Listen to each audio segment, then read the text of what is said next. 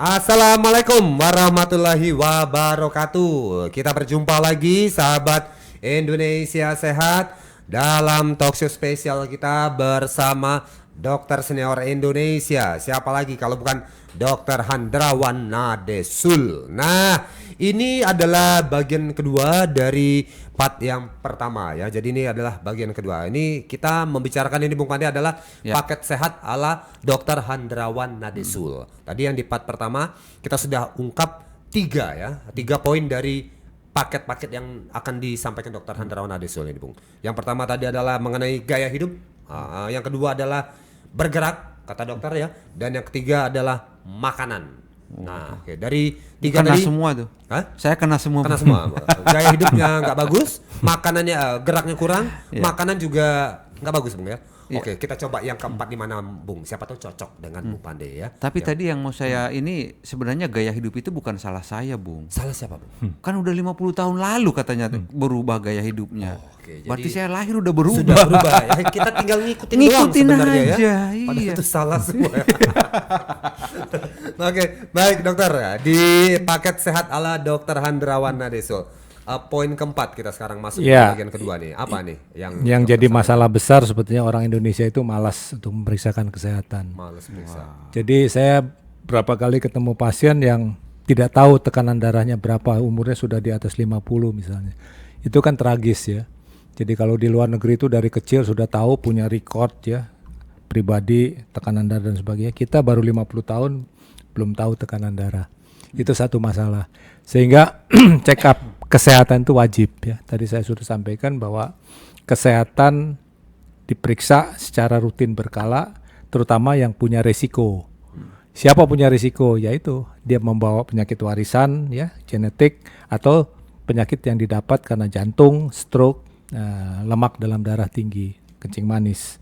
Jadi mereka yang mengidap penyakit itu wajib setahun 2 kali untuk memeriksakan kesehatan.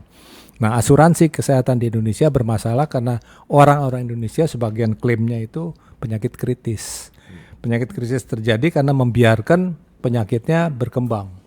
Jadi kalau tidak dikontrol, tidak dicek up secara kesehatan berkala, penyakit berkembang. Berkembang sehingga komplikasi, dan itu yang membuat ongkos berobat itu bertambah besar. Nah, kenapa kita mesti check up kesehatan? Karena kita punya autobiografi tubuh. Istilah saya mungkin itu autobiografi tubuh. Yang membuat orang kenapa umur 60 seperti kelihatan 50. Ada juga orang umur 60 seperti 70 tahun. Itu tergantung kita merawat, membesarkan, terciptanya seperti apa. Oke, sebentar dok. Kalau Bung Pandey ya, usia 40-an gitu. Terlihat kayak umur berapa dok? Ya 20 lah. Selamat Bung Pandey. Aku dok. Aku dok. Aku umur kelihatan kayak umur Ya berapa? 65. Kalah jauh banget dok ya beda. Kayaknya aduh. Oke. Baik. Nah, ini tentunya menjadi renungan juga buat Bapak yang mendengarkan ya. Usia Anda berapa? Coba tanya ke temennya, kelihatan kayak umur berapa nih? Ya. Ya gitu ya. Jadi biar ini Tapi apa, kadang tahu ini gitu, Bung. sensitif, Bung. Gimana Bung? Kalau udah masalah umur itu kadang orang terlalu sensitif. Ya. Gitu ya. Pas ya. ditanya, umurmu berapa sih? Ya, Itu orang biasanya cenderung tersinggung. Ya juga defend. tersinggung. Ini ngapain sih nanya umur? Gitu. Tergantung lagi niatnya apa. Kalau merayu gitu kan mesti bilang yang muda. Saya masih Parubaya loh. Iya. Yang tinggal yang tadi ya. Bingung Parubaya ini berapa orang yang dengar talk show bingung. Oke. Baik ya, tadi ada mengenai apa? Autobiografi. Autobiografi. Oke, Jadi tubuh, ya. autobiografi orang ada yang baik atau tidak. Autobiografi yang baik itu kalau dari kecil sejak di kandungan, melahirkan dan dibesarkan itu baik ya, sesuai dengan kesehatan. Taruhlah waktu dia di kandungan ibunya kurang makan menu bergizi. Meskipun ayahnya pinter, punya gen pinter, otaknya pinter, ibunya juga pinter, tapi anak dalam kandungan tidak diberi makan. Proteinnya tidak cukup, dia belum tentu pinter. Nah, itu sudah menentukan dari awal autobiografinya akan seperti apa. Nah, setelah dia lahir ya, dia juga ditentukan apa cukup gizinya sehingga dia bertumbuh kembang baik, apa sering-sering sakitan dan sebagainya. Jadi kalau anak sering sakit, sudah dewasa juga sering sakit, autobiografinya terus tidak lebih baik dari yang mulus ya. Jadi itu menentukan kita akan menjadi sakit apa itu dari autobiografi. Nah, check up kesehatan ini maunya menilai status tubuh kita tuh seperti apa. Jadi perlunya secara rutin ya seperti itu. Maka orang masuk kerja pun harus tahu tuh untuk melihat status dia tuh tubuhnya seperti apa. Selain jiwa ya. Jadi pemeriksaan psikologi dan sebagainya. Jadi sekali lagi kita harus aware, harus waspada. Sekurang-kurangnya kita tahu lah sekarang itu kondisi kesehatan tubuh kita seperti apa dengan check up kesehatan. Ya secara umum aja ya. Jadi orang kerja secara umum. Dok, ini kadang kan di masyarakat kita yang namanya check up itu selalu berpikir bahwa wah nggak mungkin lah itu biayanya mahal. Nah, yang tadi disampaikan Dokter Hendrawan, sebenarnya check up yang mendasar yang harus kita tahu itu apa aja sebenarnya, Dok? Iya, check up tergantung kita ada sakit apa. Atau kita akan bekerja di mana. Jadi perusahaan-perusahaan besar itu akan meliput semuanya. Bahkan psikologi juga. Ya karena integritas pun bisa dicek, bisa dideteksi dengan pemeriksaan tes psikologi. Jadi tergantung kebutuhannya. Tapi kalau secara pribadi kita secukupnya saja periksa darah rutin, kencing rutin, ya, tinja rutin. Ya itu sudah. Nah, tergantung kita juga ada keluhan apa. Ya kalau ada sering batuk ya kita juga periksa paru-paru dan sebagainya. Jadi itu yang mendasar ya seperti itu. Nah, tapi kalau perusahaan ada tuntutan lain tentu. Ya. Apalagi pilot kita harus periksa lebih detail. Ya, seperti itu saya kira. Ya. Nah, kalau kita punya riwayat orang tua ada warisan apa, ya kita harus periksa lebih lengkap. Jadi misalnya ada warisan tekanan darah tinggi, kita mesti periksa juga mineral, kaliumnya, natriumnya dan sebagainya. Baik, tentunya ini malas periksa kesehatan ini menjadi catatan dokter. Nah, ini bagaimana dengan saudara kita yang memang jauh di kampung gitu dok, jauh dari puskesmas, rumah sakit, kadang harus berjalan sampai sejam, 2 jam untuk mencapai itu, bagaimana dok? Iya. Apakah harus niat benar-benar minta diantar atau? Iya, sebetulnya untuk pelayanan dia sakit pun bermasalah. Jadi masih jauh sekali ya. Dia menerima layanan ketika dia sakit pun sudah susah payah. Jadi jangan pikirkanlah untuk periksa check up kesehatan. Tidak. Jadi itu dulu dia mendapatkan kemudahan ya, affordable untuk dapat pelayanan kalau dia sakit. Kalau periksa check up ya nanti dulu lah, pelayanan ini aja dulu. Dan BPJS meliput saya kira. Jadi kalau kita ada indikasi bahwa kita harus rutin diperiksa check up kesehatan, BPJS meliput. Jadi tidak usah khawatir dengan biaya mahal gitu ya. Oke, jadi wajib periksa kesehatan terutama yang tadi punya penyakit-penyakit. Ada risiko, ada warisan, ya, warisan dari orang tua. Bung Made, Anda sendiri periksa kesehatan bagaimana? Sudah rutin atau belum, Bung? Iya, ada sebagian yang rutin. Tadi dokter kan tadi ada yang bilang cek darah, cek urin, cek tinja. Yang rutin itu mungkin walaupun masih dalam konteks yang sederhana, yang darah saya masih agak sering. Yang darah itu kan bisa dari gula darah, bisa juga kolesterolnya, bisa juga asam uratnya. Tadi juga masalah tensi itu memang agak rutin.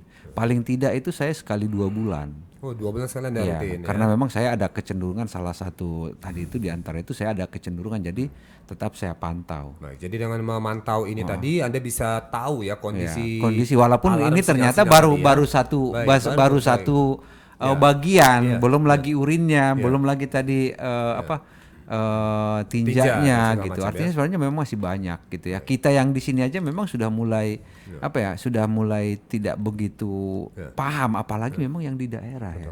Jadi memang ini menjadi problema. Pengetahuan ini sangat penting, Bung ya. Jadi untuk boro-boro kita menganjurkan untuk cek kesehatan, Bung ya. Orang banyak di antara masyarakat kita, Dok, yang sakit aja nggak mau berobat, Dok.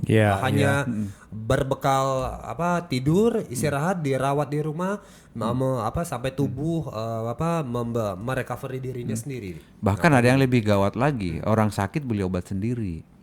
Itu lebih parah lagi. Tapi kalau aku yang rutin satu, Bung Pandi Sendana, untuk dalam hal ini cek saldo, Bung. Ini tiap hari, Bung. Sama cek pulsa. Nah, buat sosmed. Iya, jangan jadi orang juga gitu, dokter. Lebih sering cek saldo, cek kuota daripada cek kesehatan. Iya, daripada cekcok. Ini benar. Soalnya kalau nggak ada pulsa cekcok dengan Dia cekcok. Papa kemana aja nih? Kok Iya. nggak bisa dihubungi? Ngapain aja? Sengaja ini dimatiin nih. Pasti dia Padahal lagi karena nggak ada pulsa. nggak ada. Salah juga Pak kalau nggak cek pulsa. Oke. Nah ya ini tadi udah dia keluar 4 ya paketnya. Gaya hidup, kemudian bergerak, kemudian makanan tadi di sesi pertama, dan yang Ya. ini adalah malas periksa kesehatan. Ini menjadi sorotan dokter ya pada poin keempat ya. Nah yang kelima nih apa nih dokter? Stres ya. Oh, stres. Jadi saya harus awali bahwa bohong kalau orang hidup tanpa stres. Tua muda, kaya miskin, laki perempuan, kecil dewasa itu sudah menghadapi stresor. Jadi hidup dengan stresor itu sudah apa yang kita hadapi dalam hidup ya. Stresor itu ada 4. Satu, tekanan. Orang kerja ditekan oleh atasan, itu lumrah ya. Itu terjadi, itu stresor itu. Sadar atau tidak sadar kita ditekan. Kedua, konflik ya. Ada konflik batin antara keinginan dengan kenyataan sering tidak seiring. Jadi dengan gaji sekian pengen memiliki ini misalnya, itu konflik itu. Maka jangan berpikir seperti itu supaya tidak ada stresor. Stresor itu kita ciptakan sendiri ya. Jadi pengen ganti mobil tapi kemampuan tidak. Nah itu kalau kita tetap mengacu pada saya pengen itu tapi kemampuan tidak, nah itu konflik. Nah konflik ini terjadi juga bagaimana caranya ya dengan korupsi dan sebagainya, itu kan konflik awalnya. Nah ketiga, frustrasi terjadi karena apa yang kita harapkan tidak menjadi kenyataan. Tidak sesuai dengan hasilnya. Nah itu karena kita memang terlalu muluk-muluk berpikirnya. Salah satu bangsa yang tidak bahagia karena dia ekspektasinya terlalu muluk-muluk. Nah itu bikin frustrasi, maka tidak happy ya. Nah, yang terakhir itu krisis. Kalau krisis itu kejadian malapetaka, musibah itu. Itu setiap orang harus siap dengan itu. Krisis itu stresor. Kita pindah rumah, krisis ya. Kita ganti pekerjaan, krisis ya. Ada gempa bumi, ada kecelakaan, rumah terbakar, itu krisis. Nah, kita harus siap dengan itu. Jadi sekali lagi kembali, kenapa ada orang yang memikul stresor tidak besar tapi dia jatuh stres. Orang dengan stresor belum tentu stres, belum tentu. Kalau ketahanan jiwanya kuat. Karena tadi kata dokter diciptakan oleh Ya diri kita sendiri. menciptakan, kita punya mindset ya. Bukan salah bos kita itu, Bu. Iya. Suka ngomel-ngomel itu bukan. Ya bisa Oke. bisa juga karena tekanan kalau Dari ini kan luar. tidak seimbang. Nah, tapi kalau yang frustrasi, yang konflik itu karena kita menciptakan dalam pikiran kita berharap lebih ya. Tapi kemampuannya terbatas. Tapi kalau tekanan memang pengaruhnya ya itu dari atas. Atau memang kesalahan kita sendiri sehingga kita ditekan. Karena memang ada banyak yang kita lihat Bung Pade ya, udah pulang ke rumah masih mikirin gawe, Kerjaan gitu. udah balik, udah mau tidur, Masih ditelepon. ditelepon bos, ini laporan omset hari ini berapa? Waduh, juga gimana nggak pusing Bung Ya. ya. Di giliran di kantor dia telepon sama bini, papa kemana aja kok nggak WA mama? Kok nggak pulang-pulang? Nggak pulang kan dok, cuman itu aja agak telat gitu dokter gitu ya. Nah, jadi stres ya. Ini dan catatannya dokter dalam hal ini diciptakan oleh diri sendiri juga bisa. Iya, orang yang manage stresornya baik, orang itu tidak stres. Baik. Nah, stres itu terjadi ya sehingga orang itu gangguan fisiknya ya. Jadi organ yang dekat dengan jiwa itu lambung dan jantung. Jadi manifestasi orang stres itu di jantung dan di lambung. Jadi kalau duduk saja berdebar-debar artinya mungkin stres. Yang gampang tersinggung itu stres. Yang gampang marah mungkin lagi stres. Jadi kita lebih lebih bijak ya menghadapi orang yang dia kok marah segitu aja. Mungkin dia lagi stres. Jadi dengan wawasan begini kita lebih bijak ya. Dia sedikit-sedikit aja marah Pak. Perhatikan mungkin dia sedang stres. Dan orang stres itu hampir separuh dari pasien yang berobat ke dokter praktek sore hari. Hampir separuh. Kenapa nggak pagi dok? Hah? Kenapa nggak Kan praktek privat biasanya. Oke, Jadi orang-orang yang mampu, orang-orang yang tidak kurang mampu kan ke puskesmas. Tapi ke yang praktek sore itu orang-orang yang middle ke atas, yang menengah ke atas. Nah itu yang mengeluhnya itu stres. Dan kita tahu bahwa dokter itu belajar juga menghadapi pasien ya. Jadi kalau ada tante, ibu, wanita cantik datang ke dokter wangi, make upnya tebal, itu hampir pasti yang sakit bukan badannya. Saya sudah hafal itu, stres. Jadi Datang, waduh, menor sekali. Karena kalau pasien mana sempat berobat, dia pakai daster, pakai baju seadanya. Ya wanita, bukan laki-laki. Ya, pakai daster ya seadanya. Oh iya. Iya. Kita nomor HP. Jadi gosip lagi. Oke, dia ada yang mau lewat dokter, kita kasih dulu ini, ada yang mau melintas ini. Peliharalah kesehatan tubuh Anda dengan M-King. M-King adalah ramuan herbal ekstrak yang setiap tetesnya mengandung campuran herbal dan bermanfaat untuk membantu memelihara kesehatan tubuh. M-King terbuat dari bahan herbal berkualitas, daun kelor, rimpang temulawak, bunga rosella, dan buah mengkudu. Minum M-King 3 kali sehari 15 tetes. Dikonsumsi dengan mencampur 200 ml air putih. M-King, rajanya jamu tetes Indonesia.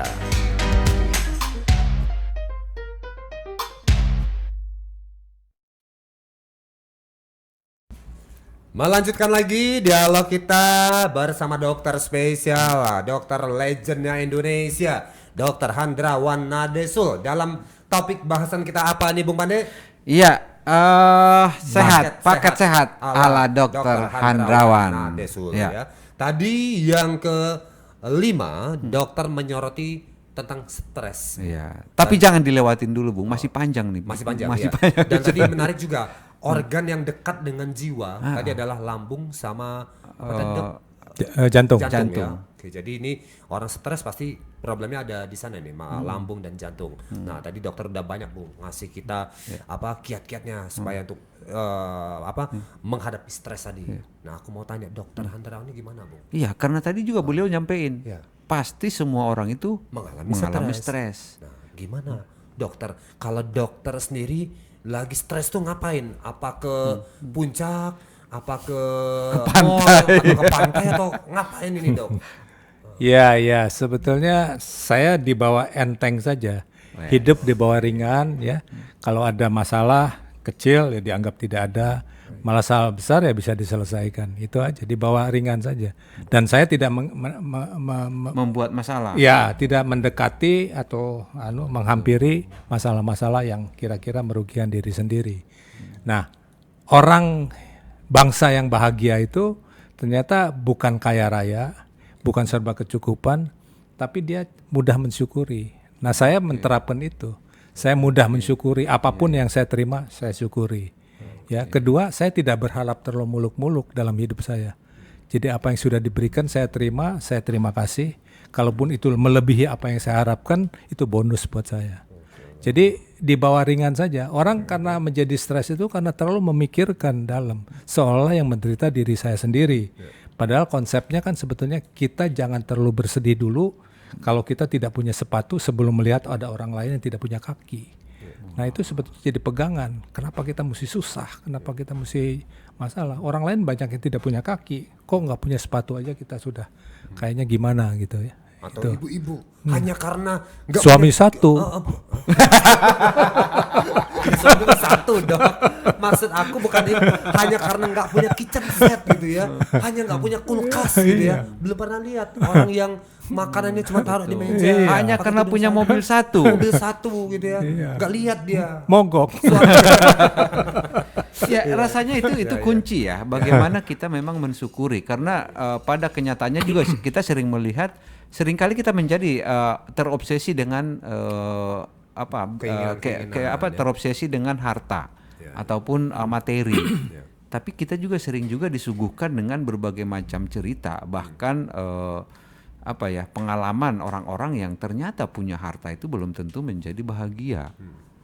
Gitu. Jadi sebenarnya kita menciptakan stres kita, tapi sebenarnya yang mau kita ciptakan itu juga bukan membuat kita bahagia. Jadi kuncinya tadi kalau menurut saya sih saya setuju bahwa apapun itu ya kita syukuri. Aja ya. Baik. Cukup, alhamdulillah. Dapat bonus lagi ya lebih kita syukuri lagi. Dokter Handrawan mah enak, Bung. Ya, mensyukuri. Mobil ada, rumah mewah ya, pinter, ganteng ya. Badan sehat. Badan sehat, fansnya banyak banget. Nah, kita belum punya semuanya. Nah, tapi tantangannya justru di situ, Dok ya. Permainan sesungguhnya di situ. Bagaimana dengan kita dengan keadaan yang sekarang mensyukuri, berterima kasih dengan kondisi dan keadaan kita ya, seperti itu itu ya. Adapun tadi kalau sudah tercapai semuanya ya double alhamdulillah, double bersyukur. Gitu ya Dok kira-kira. Ya, saya belum sampaikan kenapa ada orang stres padahal stresornya tidak besar, ada orang yang stresornya besar sekali sampai anteng-anteng. Nah, itulah kembali lagi pada masa kecil.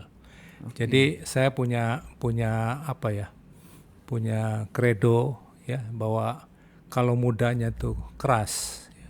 Dan saya keras karena keadaan saya susah. Dok, kredo itu apa Dok? Kredo ya semacam apa ya, Pandangan. pernyataan Oke. dari pengalaman saya bahwa kalau mudanya keras, tuanya tuh lembut. Dan itu saya alami sekarang ya. Waktu sekolah saya tuh betul-betul menderita ya. Saya susah betul karena keras hidup saya sampai enggak tidur, saya nyampi dan sebagainya. Tapi tuanya lembut ya. Sebaliknya, anak-anak orang kaya di sekolah luar negeri semua mulus, makan tersedia, dia lembut. Ya, karena lembut, tuanya belum tentu lembut, akan keras. Sampai tua dia kerja keras. Dan saya mau begitu. Saya 15 tahun lalu saya putuskan saya tidak mau praktek lagi, bukan saya sudah kecukupan. Tapi saya akan memilih sesuatu yang menjadi berkat buat banyak orang. Saya memberikan seminar, menulis buku, dan itu passion saya. Dan Membuat termasuk tenang siaran gitu. di radio seperti Oh sekarang, tentu Dok. pasti, ini kan jadi berkat juga di 200 radio bisa meliput itu kan luar biasa buat saya, ini kebahagiaan juga. Jadi sekali lagi pesan buat Bapak Ibu yang punya anak, punya cucu, jangan terlalu memanjakan. Artinya buat hidup dia prihatin, bukan buat dia susah. Jadi walaupun kecukupan jangan dikabulkan semua permintaannya. Selama permintaannya untuk kebutuhan sekolah, berikan. Komputer bisa dibeli, berikan. Buku berikan, tapi bukan mobil mewah, pakaian mewah, permainan mewah, alat mewah. Itu yang salah. Memanjakan anak, kasihan dia pengen ini. Tidak, Handphone tidak. gimana? Handphone.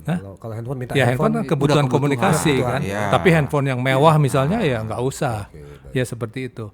Nah itu pun artinya cara menggembleng anak supaya ya hidupnya tidak terlalu mulus. Karena kita tidak tahu hari depan dia apa selalu di atas, apa seperti waktu dia bersama orang tuanya, kita tidak tahu. Kalau dia menderita, dia sudah siap. Karena pernah merasa sedih, pernah merasa kecewa, pernah merasa putus asa ketika tidak diberikan apa yang menjadi kemauannya. Nah ini menggembleng. Jadi saya pun melakukan itu, walaupun saya kecukupan ketika itu, saya tidak mengabulkan semua yang diminta anak. Baju yang bagus dan sebagainya. Enggak dokter kasih. Tidak. Ya artinya supaya Ada dia batasannya Bu. supaya dia merasa oh ya tidak semua yang aku inginkan terkabul. Jadi dia pernah mengalami rasa sedih, kecewa dan sebagainya. Nah itu menjadi vaksin sebetulnya. Itu vaksin bagi jiwa. Jadi vaksin jiwa itu merasa sedih, kecewa, putus asa, itu vaksin. Supaya kelak kalau dia sedih, kecewa, dia tidak sudah siap dengan keadaan Tubuh begitu. sudah mengenali itu tadi. Jiwa dia sudah mengenali. Nah itu. Nah kalau saya keadaan itu karena keadaan. Kalau mereka kan kita buat mereka prihatin. Istilahnya prihatin, bukan buat menderita, prihatin hidupnya. Baik. Gimana Bung Pade? Anda mau pensiun berhenti siaran ini umur berapa Bung? Kalau dokter sudah set, umur sekian aku mau berhenti jadi praktek. Nanti aja lah Bu. Nanti aja ya Kita pikirkan dulu, nanti kita kita diskusikan. hitung-hitung dulu ya hitung-hitungan pensiun kita dulu. ada bagaimana ya. Ya. Nah, Nah ini yang kelima tadi Bu. iya tadi yang kelima ya. Oh, yang keenam sekarang. Nah, ya ini yang gimana Dok? Ya Fakta check up terakhir. kehidupan. Itu fakta dalam. Tadi ada check up kesehatan. Ini check up kehidupan. Karena dalam hidup dimanapun ya, kita akan melihat bahwa orang itu agama apapun arahnya kan benar kepada yang Maha Kuasa, Maha Esa. Tapi cara menempuhnya ini kita bicara cara menempuhnya belum tentu benar sesuai dengan apa yang dikehendaki oleh yang Maha Kuasa. Ini terutama di maaf. Gimana nih maksudnya cara menempuhnya tuh apakah ritualnya, apakah Cara menempuhnya kelakuannya itu tidak sesuai dengan ayat ya. Tidak Jadi sesuai orang dengan bisnis tuntunan. misalnya perjanjian ya, dia dengan berdoa segala macam, tapi culas ya, tapi curang. Ya, itu kan hal seperti itu dan ini terjadi dalam kehidupan sekarang. Pebisnis melakukan itu, pejabat melakukan itu. Yang kita sebut dalam bahasa Inggris talk the walk ya. Jadi apa yang diomongkan dengan apa yang dilakukan berbeda. Nah, ini kita harus merenung ya. Karena bagaimanapun pada ujungnya bukan saja badan yang harus sehat, secara spiritualitas juga harus sehat. Jadi kita harus check up. Sekurang-kurangnya setahun sekali kita merenung. apakah yang sudah saya lakukan itu sesuai dengan kehendak yang di atas. Kalau dokter sendiri merenung kemana, Dok? Ya karena saya menyair, menulis puisi itu setiap hari saya merenung. Saya merenung ya. Karena menulis puisi itu menulis. Ya saya disadarkan. Ya bahwa saya tidak luput dari dosa ya bisa, tapi artinya saya sadar bahwa saya harus melakukan itu. Sekali Dok, ini aku kan ngikutin terus nih syair-syairnya Dokter Handarawan ini Bung di Facebook ya. Iya. Bikinlah sekali Dok syair tentang penyiar buat kawan-kawan kita yang ngeradio di daerah. Cinta semua nih Dok. Iya, saya betul. lihat ini, Dok. Bisa nanti satu hari saya bikin itu. Iya ya. Oke, buat mewakili teman-teman kita para penyiar ya. yang di daerah-daerah yang di pelosok-pelosok Bung menyiarkan talkshow Indonesia Sehat di tengah cuaca badai dan antena seadanya. Nah, ini mungkin boleh satu hari Dok ya. Oke. Dulu seminar itu kan mengundang semua ya.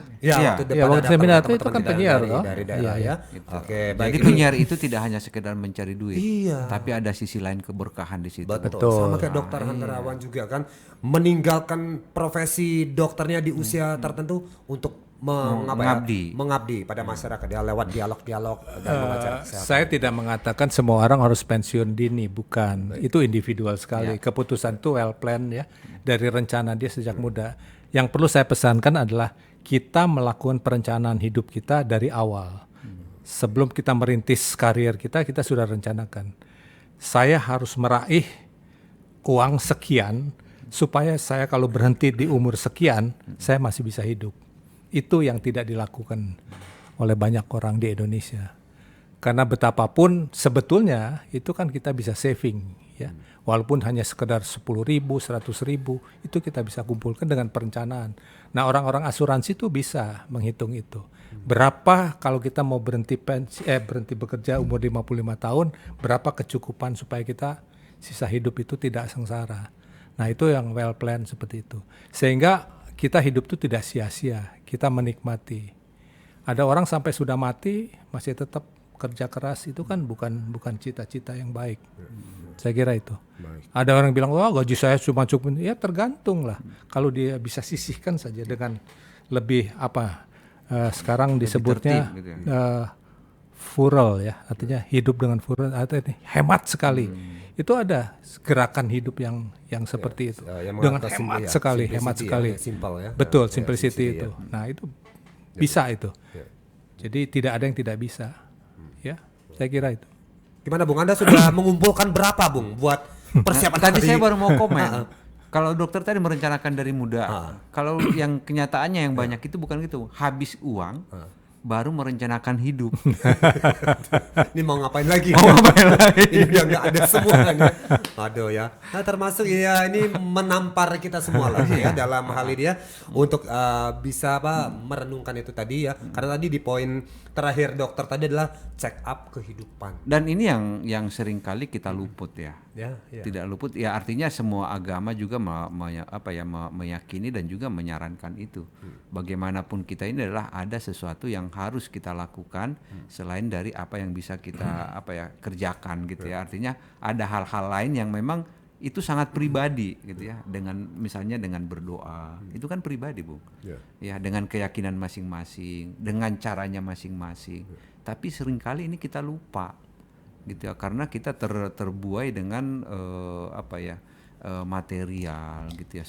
Seringkali kita berpikir bahwa apa yang kita dapatkan itu adalah murni karena kita, tanpa ada faktor yang lain, padahal itu salah gitu ya.